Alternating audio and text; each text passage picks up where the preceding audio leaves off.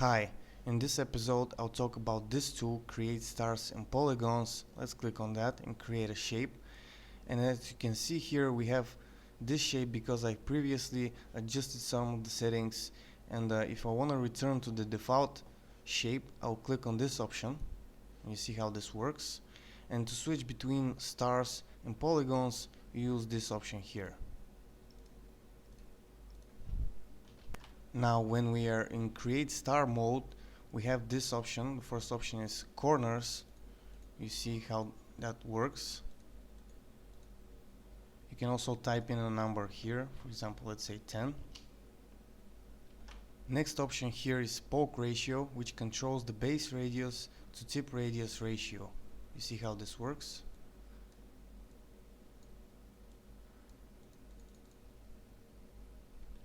Next one, rounded, will control how much are the corners rounded. You see how this works. And the last one here, randomized, this will scatter randomly the corners and angles, and you have to be a little bit careful with this one because it creates some really weird shapes. See how this works. Let's clear all this. Now the next thing I want to talk about are these two squares here. This one controls the base radius of the star. Now if I don't hold down the control key, I'll be able to skew this, but if I hold down the control key, I'll be able to control the base radius without skewing the star. Also, I can hold down the shift key to round like this.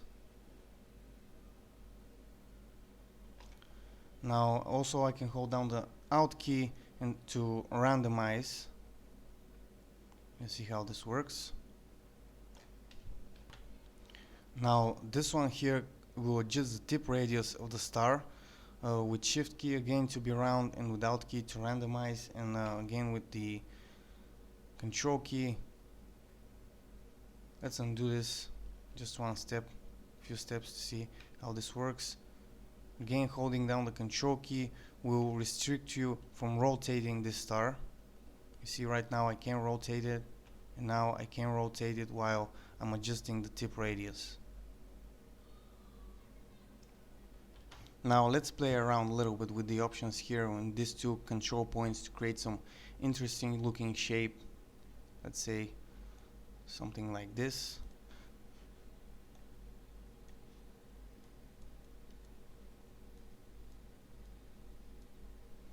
You see how this works.